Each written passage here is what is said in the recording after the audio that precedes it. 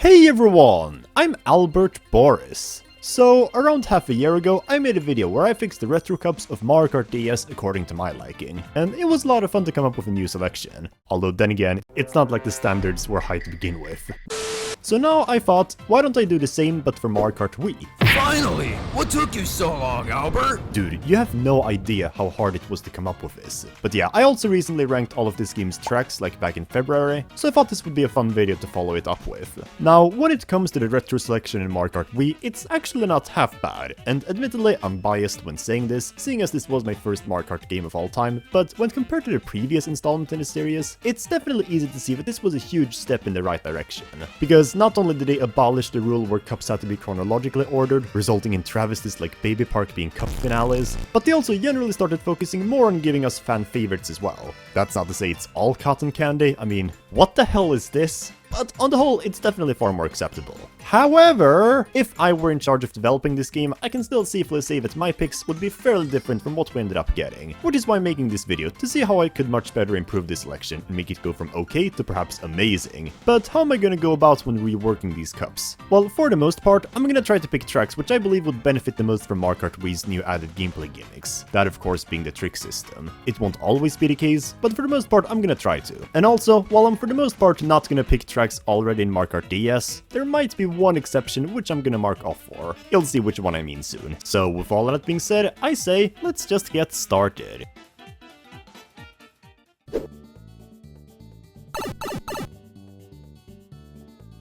Opening up with the Shell Cup, I've decided to keep the first track as it is in the base game already, with GCN Peach Beach. The reason being that it's just a really good beginner track. It's easy enough with a mellow atmosphere, but still engaging enough with lots of elements to make it stand out, such as the cataquacks and rising tides. And on one hand, some people may say it's a little ambitious to be the very first course because of this, but hey, don't fix what's not broken. I haven't seen anyone ever complain about this choice, so I'm sparing this one. However, right after, DS Yoshi Falls is admittedly a bit of an underwhelming choice to follow up with. Not because I dislike the course, I actually think it's really soothing, but considering we just had a fairly interesting track before, this one feels a bit short and mundane to be immediately right after. So instead, I've decided to opt for SNES Choco Island 1. This is a Super Mario Kart track, which I admittedly never liked at all. I mean, geez, it looks absolutely putrid. But as the second course of the Shell Cup, I think it could actually do a really good job of, on one hand, being a bit less eventful than Peach Beach, while still also having a generally more interesting theme. The many jump pads scattered across the track would be a somewhat cool showcase of Mario Kart Wii's trick system, as opposed to in Mario Kart DS, and so I think it could just be a really nice breather before we reach ambitious territory. So yeah.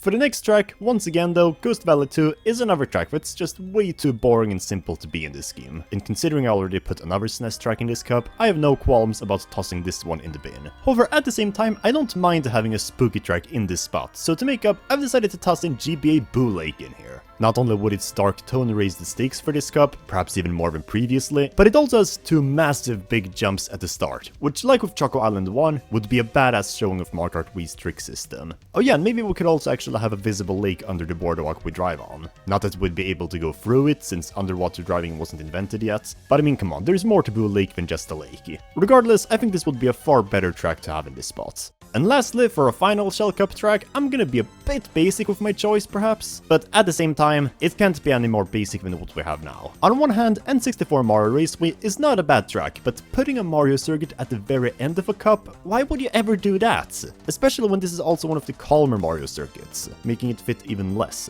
But hey, it could be worse. So instead, I'm gonna move over DS Delfino Square here from the Banana Cup. And the reason for this is really simple. It's a fan favorite Mario Kart DS track, and it's fairly easy, but still harder and in some ways more chaotic than the other three tracks we talked about, which would make it leave the Shell Cup on a very strong note. And also, not to mention, considering Mario Kart DS was the newest game up until this point, I think it's also fair that our first track from it is something iconic, and it sure as f is not Yoshi Falls. Anyways, that wraps up the Shell Cup for me. Overall, while I don't think the original one was bad, it definitely felt underwhelming in its course choices and progression, a problem which I've hopefully eradicated here now.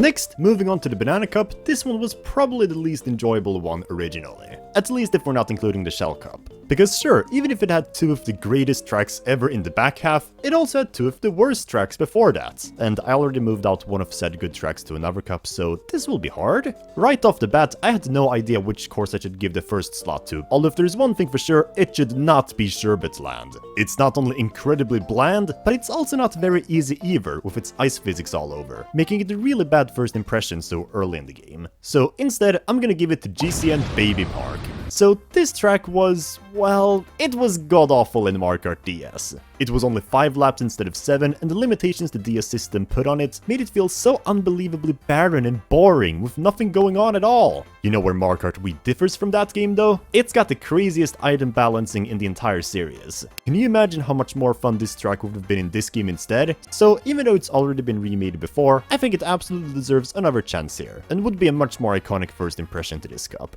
Now, for the second track... Okay, yeah, I know I just slandered Sherbet Land from above and beyond, but unfortunately, there aren't really any other options I can go for. Because every other course I've tried to come up with would either be better off in a different spot, or in a completely different game, whose gimmicks give them more potential. If I had to rationalize this choice, I'd say it's too bland to be in a cup any later than this, and as long as it's not the first course, it won't feel as offensive. It's just gonna be an obligatory bad track sandwiched between good ones, and the more uneasy atmosphere and setting would at least make it a somewhat fitting follow-up.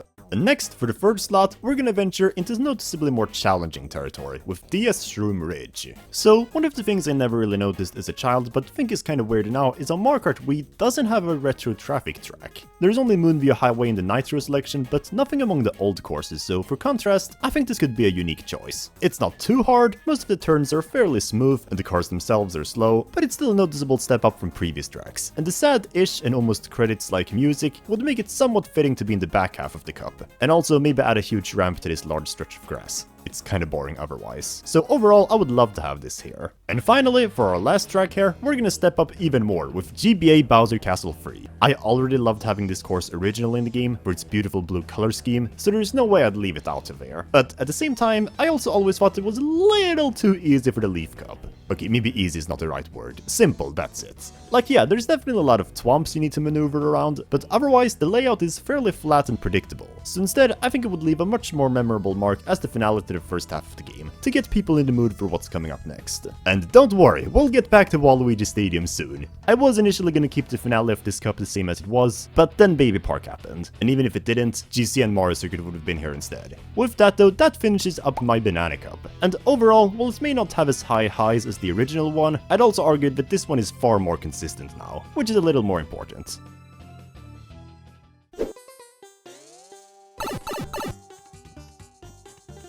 Now, when it comes to the Leaf Cup, however, this is the one I was initially most reluctant to change at all, because admittedly, I actually kinda like the current one as it is now. And while that's mostly nostalgia speaking, I always thought it was cool how every track in this cup seemed to be set in an environment with sky-high temperatures. Or well, except for this abomination at the end. We'll get to this soon. In fact, Desert Hills felt especially fitting because it was a Super Mario Bros. 3 inspired desert track in a cup whose emblem is a power-up from that game. But even though I like that track personally, it is also a little too stale and easy if I'm being honest. And I realized there are still better choices. So instead, I'm gonna go with SNES Mario Circuit 4. Oh lord. Alright, so I think I speak for everyone, hopefully, when I say that Mario Circuit 3 in the Lightning Cup was a ridiculously bad idea. Because not enough that he put such a visually bland and generic track in the last cup, which is, you know, supposed to be the epic send-off. But as a course itself, it's not even that interesting layout-wise either, because the whole track is almost perfectly symmetrical, with every corner having the same smooth turn.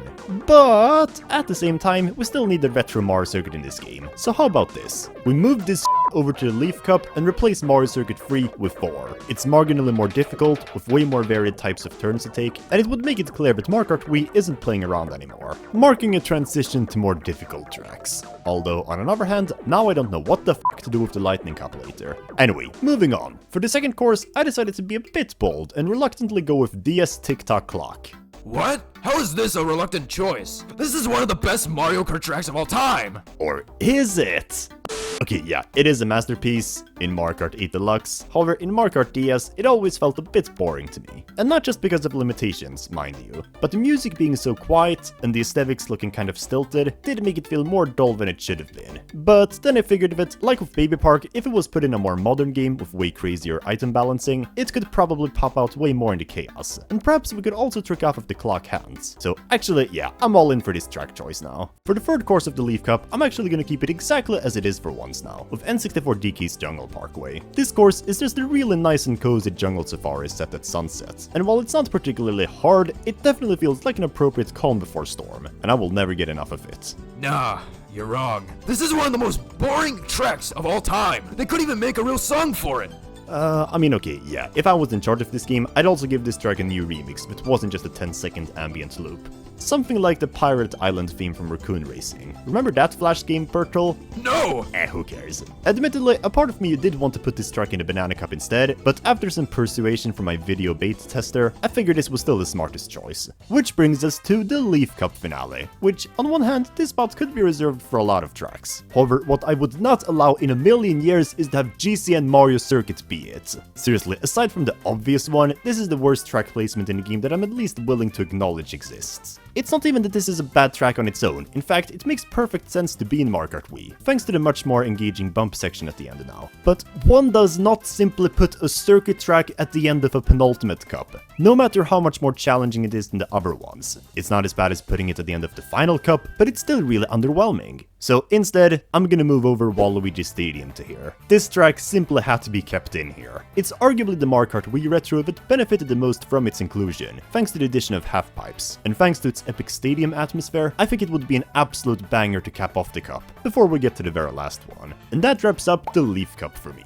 Definitely a marginal improvement in my book, even if it removes some of the charm the original one had.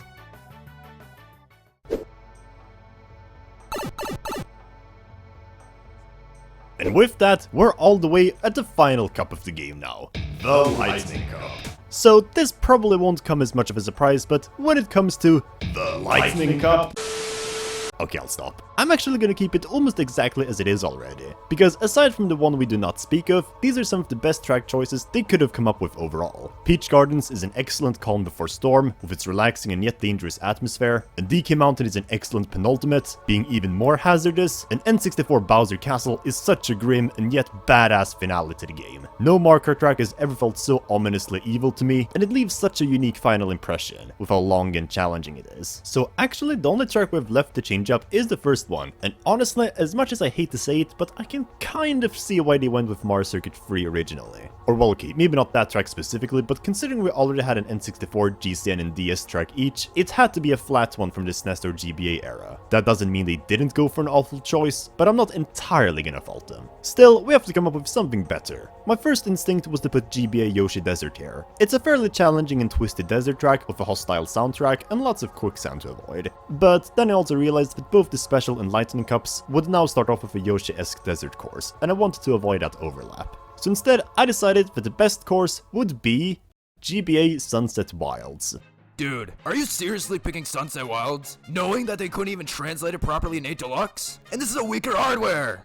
See, I think that's where everyone gets it wrong. The reason Mario Kart 8 Deluxe's Sunset Wilds doesn't have the time of day change over time is because the lighting system of the game is already baked in. So even if the track did dynamically change tonight by lap 3, the characters and objects would still shine bright like it was on lap 1. That's why not even modders could really fix that part. However, if Sunset Wilds was always going to be part of its base game, I'm sure the developers would have changed the lighting system to accommodate it. And that's what I'm taking into consideration for this rework. And personally, I think it would be an absolutely epic start to this cup. The layout itself isn't too spectacular, but definitely still fits the bill for being fairly difficult, with lots of obstacles and hazards to avoid, as well as dash panels and jump pads to speed through. And the atmosphere and music just feels so climactic, especially with the aforementioned sun that goes down for each lap.